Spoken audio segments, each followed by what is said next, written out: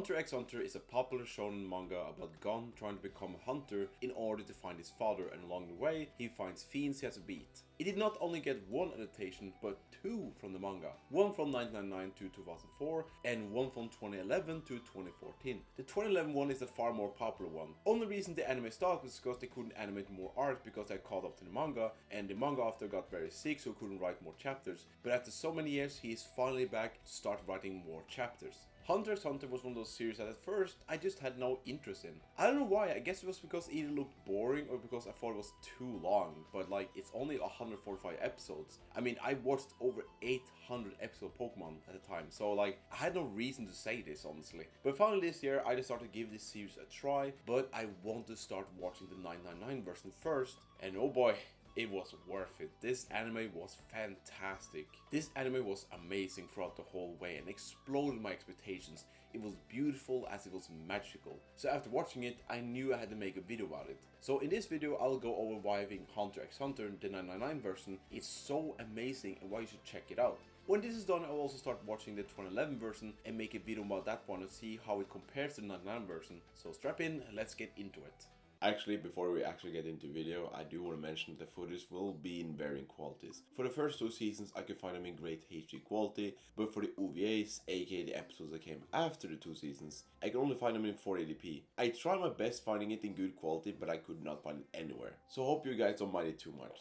Okay, back to the video. The anime starts with a woman at the bar being worried about her nephew being late. We then see the same nephew being in danger but almost getting killed by a big beast. But luckily a man saves the kid and kills the beast. The next day both the kid named Gon and the man named Kite bury the beast. After burying the beast, Kite tells Gon that he came to visit the island in order to find Gon's father, as he is Kite's trainer. Gon tries to ask his aunt about his father, but she tells him that he died before he was born. In reality, Gon's father left him to do his own stuff and such. Aunt Mito has hated him ever since, and when Gon tells her he wants to become a hunter, she gets very angry and refuses him to do so, and she doesn't want to lose him as well. But by capturing this really big fish, she decides to let him go, as that's what he really wants. And with that, Gon is off to the next town to take a boat where he can start the hunter exam and become a hunter just like his father and find him. In the same town he meets two interesting individuals named Leorio and Kurapika, and during the first exam, a kid named Killua. And together they form a friendship and overcome the challenges along the way. Gon alongside the others have their own motivation on why they want to become a hunter.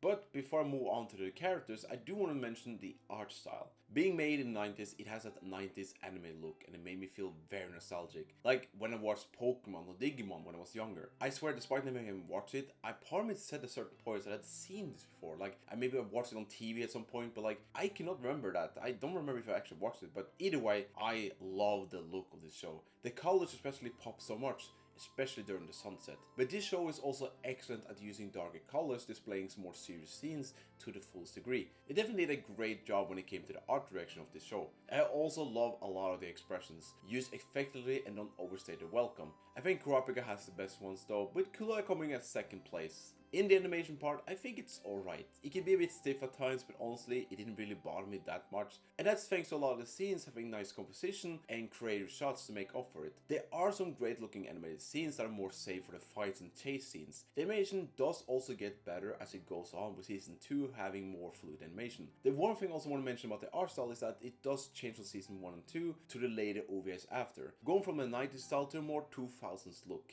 I think it's because they shifted to digital during the OVAs, but that's not to say it's a bad thing. I like how it looks and the colors really look great, and the music is so good. It adds so much to its atmosphere. Either through emotional or fight scenes, the music does a great job adding into the atmosphere of the scenes. Some of my favorite musical pieces includes Gon's theme. It's whimsical, it's upbeat, just like Gon.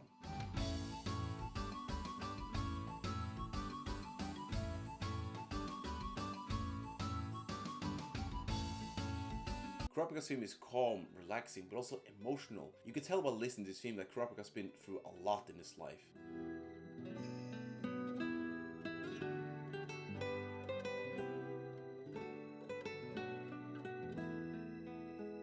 One of my favorites was Forgotten Scenery. It's just beautiful with this piano in the background and the harmonica. Oh, it's such a blessing of a track.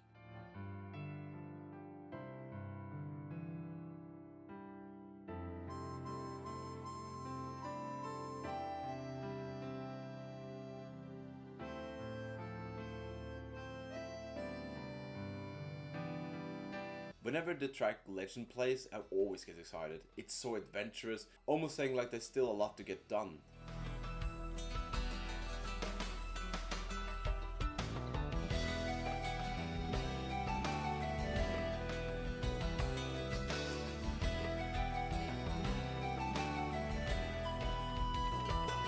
Some of the soundtrack really sound like something from the N64, like Ocarina of Time or Majora's Mask, especially tracks like The Cross of Truth.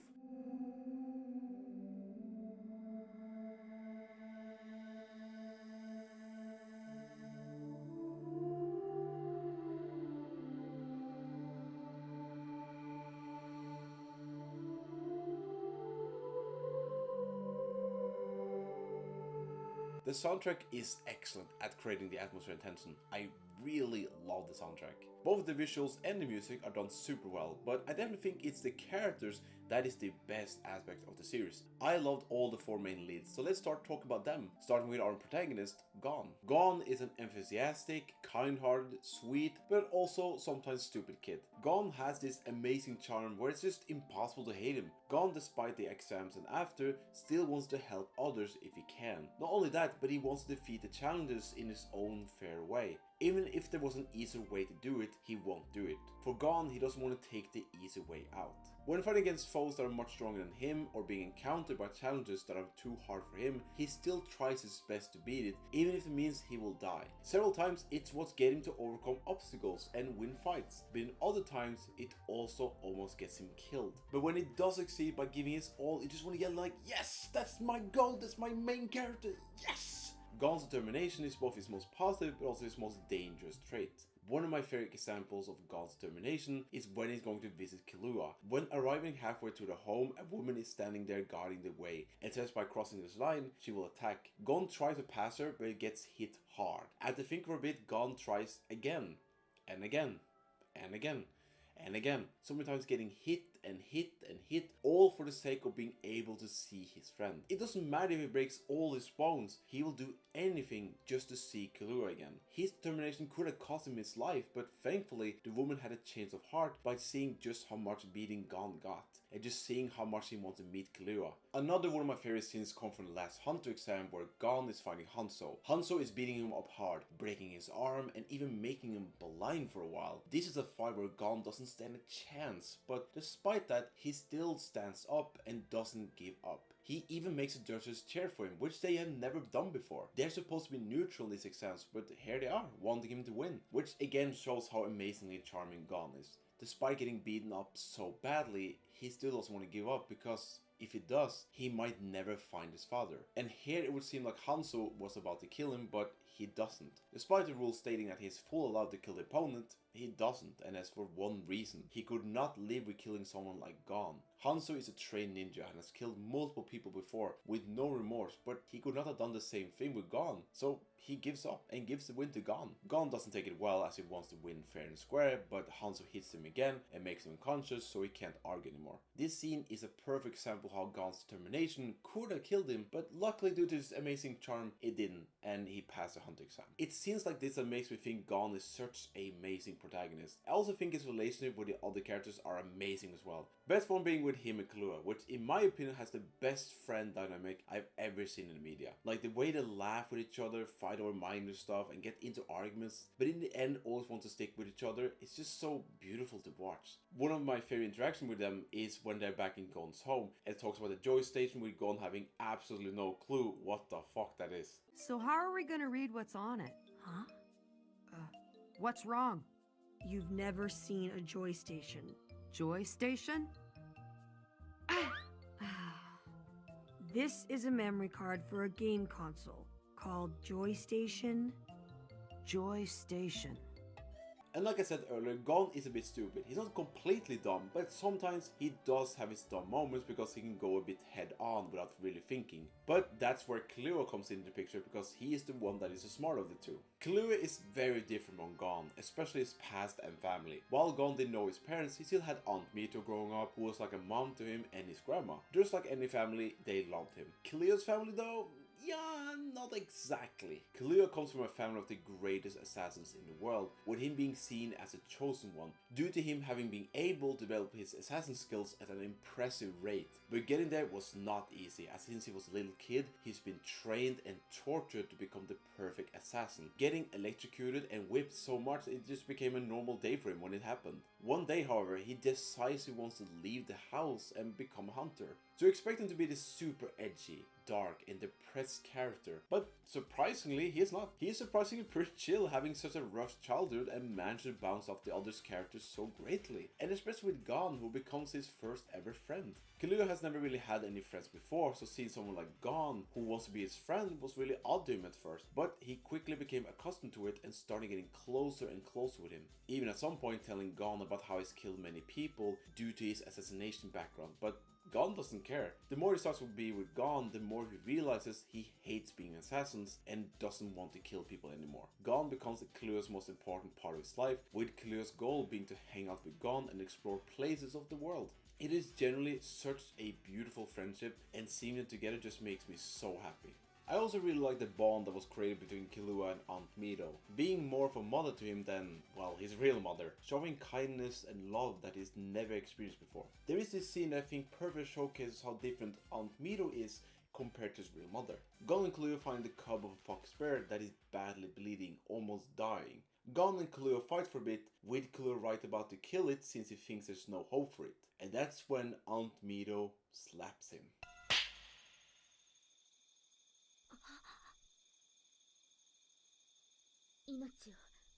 命を価値なんかで測らないで。この子は生きることを諦めてない。生きるために戦っているのよ。わかるでしょ？生き続けたくてもできなかった人もいるんだから。それをそんな簡単に。あなたは命の大切さを教わってこなかったの？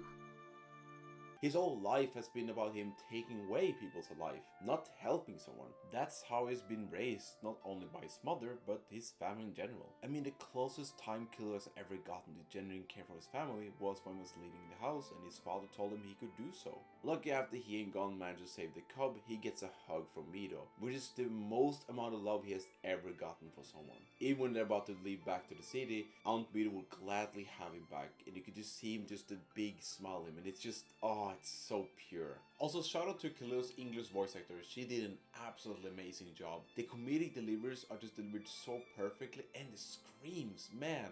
I could have bought 1,000 chocolate robots with that. Yeah, getting enough sleep's important. And I wouldn't want Aunt Mido to get more wrinkles by staying up late worrying.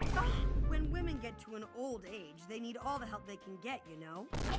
Kaluuya ended up being my second favorite character series. I love his energy and I love his snarkiness towards the others. Absolutely amazing character. Out of the four main leads, Leorio is probably the most simplest character. Not to say that it makes him uninteresting or bad in any way. Far from it, he's a great character. But compared to others, he doesn't get as much screen time. Leorio is the comic relief character, but I would argue he has a lot more depth to him too. Leorio wants to become a hunter for money, but we start to learn that it's much more than that. He wants the money, but the reason he wants the money is because he wants to become a doctor. A while ago, a certain patient died due to him not having the proper meds due to lack of money, and ever since then he's been feeling regret like it was his fault. He wants to become a doctor so he can save lives, and with a hunt license he can get a lot more money to help others. He tries to act cool and tough, but in reality he's just a really sweet guy who wants to help people in need. Unlike the other three, he's not really great at thinking outside the box, always try to go for the one route that's on paper and not thinking much after. He can easily get frustrated when a challenge is presented in a way that's not clear to him immediately, which could also be due to his lack of confidence. We also see several times that the hunter examiner Leorio being frustrated, feeling like he's not good at what he does, even feeling doubtful if he will ever become a good doctor. But that's not true at all. A lot of times he's been very helpful. It's just sometimes he can be a bit short-sighted. But again, he also does have a lot of great qualities. He has studied for medicine, so he knows how to perform it. He can fight well and defend himself in combat, so he has again a lot of good qualities. He just have a hard time realizing it. I like his relation with others, with Gon being like a little brother to him, and the same with Kaluuya, though in Kaluuya's case they started out hating each other, but they grew to like each other later on in the series. My favorite relationship dynamic with Leorio is with Kurapika, who at several times they just act like a couple. 本当かい。確か酢と調味料を混ぜた飯に新鮮な魚肉を加えた料理のはずだ。魚？お前ここは森の中だぜ。声がでかい。魚だったら川とか池とかにもいるだろうに。One thing when watching this series I found really interesting is that during the hunter exams, Kurapika will always be the one to tell Leorio to calm down or to keep him in check. But when they are in the city together after the exams, Leorio is the one who tells Kurapika to calm down and try to keep him in check. I think Leorio is great. I just wish we got more from him, like with him training about himself, or like seeing him like studying to become a doctor or helping patients. I think that would have been great. You know, Kurapika and Killua and Gon all get the spotlight, but I feel like Leorio doesn't get the same spotlight, and I think that's kind of sad. But otherwise, I think he's a fantastic character and he's definitely one of my favorites. But he still doesn't beat my absolute favorite one, and this one is probably not a surprise for many of you, but it's Kurapika. Kurapika starts out as somewhat mysterious, doesn't talk that much, and likes to be alone. But then he starts to see Gon and Leorio and creates a bond with them and starts to slowly open himself up. He is the most calm and collected of the four, at least during the hunter exams. He is somewhat more serious than the others, but he still gets a lot of funny scenes. However, his reason for becoming a hunter is a lot darker than the others. He wants to become a hunter so he can hunt down the group called the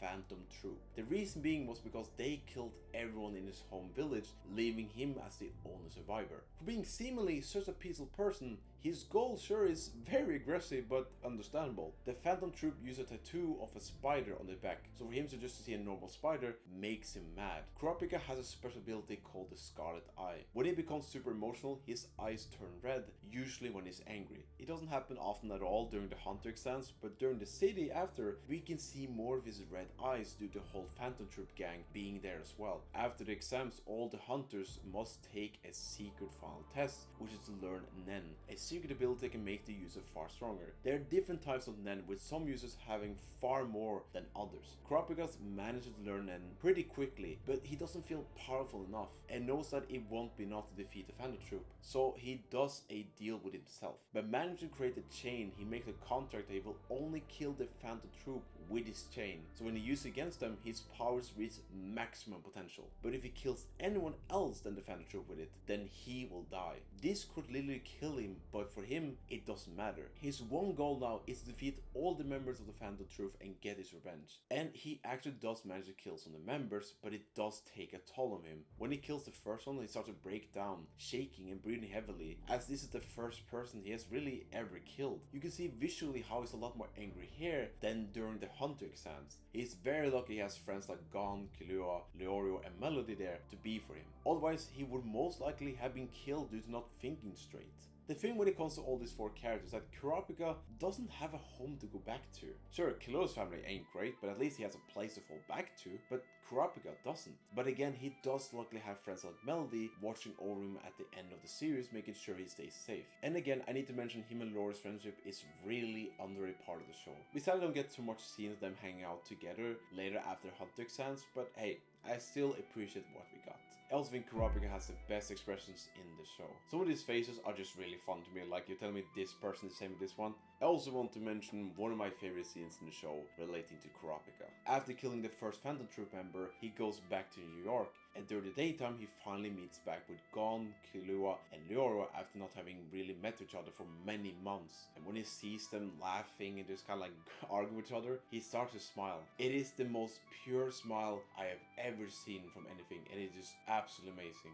Melody is such a sweet woman and too pure for this world. She really is just an angel who's here guiding and helping Kurapika. Like I said earlier, both her and Leorio have to keep in check with Kurapika so he doesn't get angry and get himself killed. She has a special ability that makes her able to read people's heartbeats, which can tell a lot of a person. With Kurapika, she can tell that he is a good person, but he has gone through a lot and has a lot of anger in his heart. The two of them have a real nice bond. Even by the end, they leave the city to go back to the mansion of some rich guy who still work for him. Not much more to say about her, other than I really like her and I hope she appears more in the 2011 version. A character that I thought I was going to dislike at first was Biscuit Kruger. She talks in a high-pitched voice and has plans to split him up. I remember seeing this and thinking, oh god, please don't tell me part of the story is going to be Gon and Killua turning on friends because of a girl. But thank fuck they did not go that route. Instead they went with a much better route where she becomes the new teacher, as she's been teaching Nen for a very long time and is a master of it. She is actually 56 years old despite looking way younger than that. Well, you got me. By all accounts, it doesn't make sense. She's really funny, and I do love how Claire will rag on her for being old by calling her a hag. Her normal voice is also not as high pitched, so she does sound like an adult. My favorite part about her is her special ability. By using her secret ability, she transforms into a tall, super buff JoJo protagonist against a lot of strength. Like this one dude that went up against her got completely messed up just by one punch. His condition was so bad he could barely breathe. I really expect to find her annoying, but she ended up being pretty awesome instead. But now we come to probably the most interesting character, Hisoka. Unlike the main four who have their own goals or why they want to become a hunter, Hisoka seemingly doesn't really have one at first. Only until later we found out he wanted to have the hunter's license so he can get away with murder a lot easier. He's a pretty mysterious character during the hunter exams. The only thing we get to know from him is that he has killed many people before and he is very strong, far above anyone else in the competition. Hisoka also takes a liking to Gon, not as a friend, someone he really respects, but as an opponent. He sees the potential of Gon early on, and that's why he doesn't kill him even though he had multiple chances to do so. He only wants to kill Gon when he is at his strongest. A satisfying part of the series is seeing how much better Gon gets at fighting, much stronger and better in general, especially when it comes to fighting Hisoka. From his first encounter to his last, you can tell Gon has gotten a lot better, and even Hisoka sees this too, and he gets even more and more excited the stronger Gon gets. It really seems like Hisoka's only real goal is to fight the strongest, which is why he joined the Phantom Troop gang. The leader has this ultimate ability that makes him able to copy other people's ability, making him extremely strong. But when Hisoka is finally ready to fight the leader, he can't, because Kurapika put a contract on the leader that if he uses his Nen abilities, he will die. Which is actually the first time we can visually see Hisoka upset. But I do also want to mention that I do really like his design. It's actually one of my favorites in the series. Hisoka is a very interesting character and he's a great antagonist too, but he's an absolutely terrible person that just stay as far away as possible from any schools. There is also a somewhat antagonist in the hunt exams by the name of Tompa.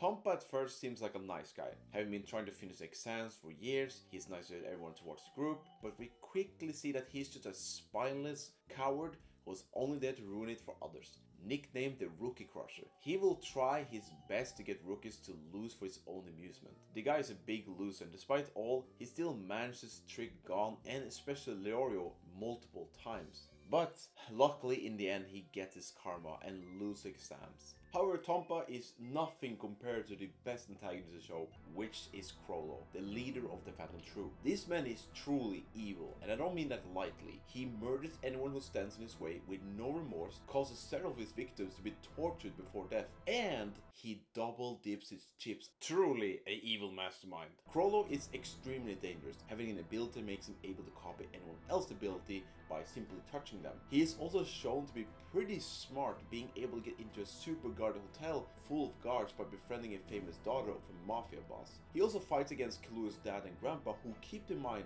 are some of the most dangerous people in the world, and still manages to survive from that fight.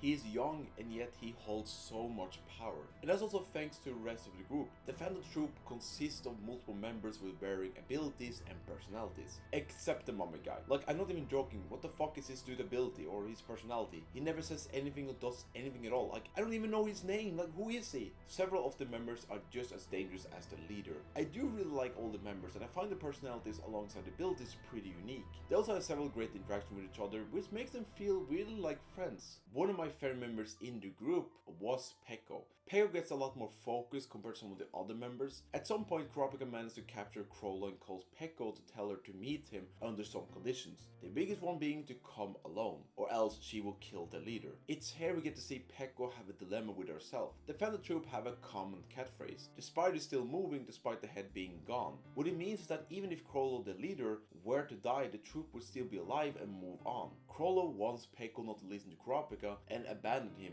even if it means he will die since he doesn't want the rest of the group to get killed. And while Peko is thinking about doing that, there is however another issue. For her, Chrollo is her friend. When she started the group all those years ago, she was one of its original members, and ever since then, they felt like a family to her. So for her, she can't just abandon Chrollo. She ends up coming alone in a meeting with Kurapika, which Chrollo hoped she would not do. Kurapika puts a curse on both Chrollo and Peko. For Peko, if she tells the other members what happened during this meeting, she would die. If he would use his Nen abilities or leave this rock area, he would die too. Peko after the meeting does come back to the troop, and while she could have just kept quiet, she does the only thing that makes sense for her. She takes her gun, loads it with truth bullets and shoots it at several members so they can see everything that happened, which then kills her right after. She didn't care if she was going to die. For her, telling the truth to the others was so much more important. Peko was a really awesome character, and Chrollo was an amazing antagonist. There's also this main antagonist in Greed Island called the Bomber. This seemingly nice guy who turns out to be this huge prick, killing everyone in his way just to win the game. He has this special ability where he can plant a bomb on you and then detonate you at any time. A pretty terrifying ability. Biscuit tried to train Gon as much as possible to prepare for him for the fight with the Bomber, and even then, if it was not for his clever use of the environment, he would not have been able to beat him. The Bomber was always thinking ahead, which meant dealing with him was really hard to do so. He was an absolute evil bastard, but the good kind. The ones where you go, oh I hate you, but damn it, you're just so fun to watch too. I really enjoy him and I find him a very compelling villain. However, despite all these characters and powers, none of them could compare to the absolute strongest character in the series. I'm of course talking about the Elevator Lady. I don't have time for this. Now, she might seem harmless on the outside, but in her lies a whole other level of power. I'm sure that she is the ultimate floor master that no one could beat.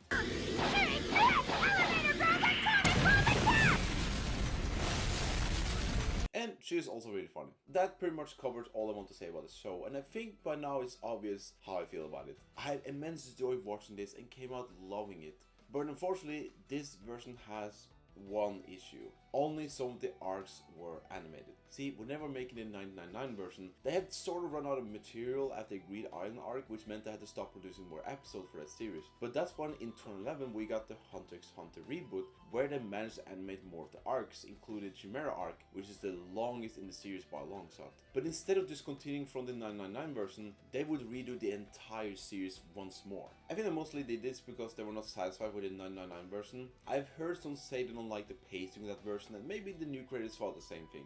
But the bad thing to come from this decision is that the 1999 version is not available in any streaming service. The only way to watch it legally is through the old DVD that they don't sell anymore. This thing also happened to Full Metal Alchemist 2003 version, and it just sucks so much.